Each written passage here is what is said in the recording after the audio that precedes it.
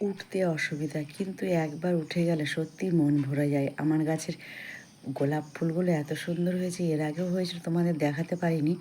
অপরাজিতা রোজ ২ রকমের নয়নতারা গাছ ভরে ভরে ফুল হয়। এত সুন্দর আমার ফুলগুলো তুলতে ভালো লাগে না, কিন্তু এই যে উঠতেই বলি অসুবিধা। উঠে গেলেই বেশ অনেকক্ষণ থাকতে ভালো লাগে। বেশ খানিকক্ষণ ছাদে ছিলাম। ও কিন্তু আমাকে বারণ করে গেছিল। তাও আমি এই ছাদে এত সুন্দর কদিন ধরে ফুল তুলছি না, ভালো লাগছে দেখে ফুল তুলতে চলে গেছি। ও বলল, "আমিই তুলে দেবো, বাড়িতে আছে। আজকে এবেলা বাড়িতেই থাকবে।" আমি ছাদে ফুলগুলো সব তুলে নিয়ে এসে ঠাকুর ঘরে সকাল সকাল ঠাকুর দর্শন করে নাও। ঠাকুর ঘরে ফুলটা রেখে এবার ওও মর্নিং ওয়াক করে চলে আসলো। ডাকছে আমাকে, দরজাটা খুলে দেখি ওও ফুল নিয়ে এসে ঠাকুরের ফল নিয়ে এসছে। গাছের ফুল থাকলেও ওর একটা অভ্যাসে দাঁড়িয়ে গেছে যে বাজার থেকে মর্নিং ওয়াক করার সময় ফুল নিয়ে আসবে। তবে আজকে ঠাকুর পূজাটা ওই সারবে। ও আজকে বাড়িতে আছে, বলল আমি বসে ঠাকুর পূজাটা সেরে নেব।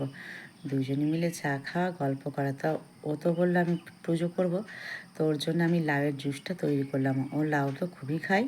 আজকে জুসটা ওকে করে দিলাম। লাউয়ের জুসটা আমি খাই না, ওই খাই, ওর জন্য এটা করে দিলাম। লাউয়ের সঙ্গে একটু পুদিনা দিয়েছি, একটু আদা দিয়েছি, দিয়ে জুসটা করে দিলাম। ও বলে খুব সুন্দর লাগে খেতে। তো জুসটা ওই খাবে। আজকে বাড়িতে আছে দেখে সমস্ত কিছু কাটা বাছা ওই করে দিয়েছে। আমার নিচে বসতে অসুবিধা হয় বলে এই এঁচোড়টা কেটেছে, সম্পূর্ণ সুন্দর করে এঁচোড়ও কেটে দিয়েছে। আবার লাউ আর গাজর ডাল দিয়ে করবো বলে সেটাও কেটে দিয়েছে। কাটা বাছাটা আজকে ওই করে দিয়েছে। দেখছে তো আমার অসুবিধা হয়, সে কারণে ওই আজকে সব কাটা বাছা করে দিল। দিয়ে যে সব সবজি কেটে চালটাও বের করে দিয়েছে, সব কিছু রেডি করেছে। আমাকে বলছে তুমি শুধু একটু রান্নাটা করে নাও, আমি তোমার পূজাটাও করে নিব। ও যে নিজের ডিউটি সামলিয়ে আমাকে এত কাজে সাহায্য করে, সত্যিই খুব ভালো। ভালো বললেও কম বলা হবে, এরকম মানুষ পাওয়া সত্যি ভাগ্যের ব্যাপার। আমি বলি হয়তো বাবা মা দেখে বিয়ে দিলে হয়তো এরকম স্বামী হতো কিনা। নিজে বিয়ে করেছি, এত সুন্দর একটা স্বামী পেয়েছি, এত আমাকে প্যাম্পারিং করে। বাবা মা যেরকম ভালোবাসতো তার থেকেও মনে হয় বেশি ভালোবাসা আমার স্বামীর কাছে আমি পাই।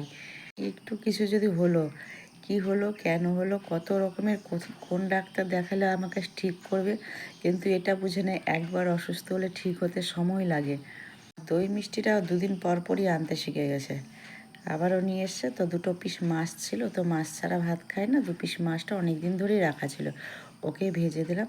সব খাবার গুছিয়ে খেতে বসে পড়লাম। আমার ভিডিও যদি তোমাদের ভালো লাগে, লাইক কমেন্ট ফলো করে আমার পাশে থাকবে। তোমরা সকলে ভালো থাকবে। কেমন বলছি, এঁচোড়ের তরকারিটা আজকে বেশ সুন্দর হয়েছে। নিরামিষভাবে করেছি, কোনো চিংড়ি মাছ দিইনি, কিন্তু খেতে খুব সুন্দর হয়েছে বন্ধুরা। Bye bye.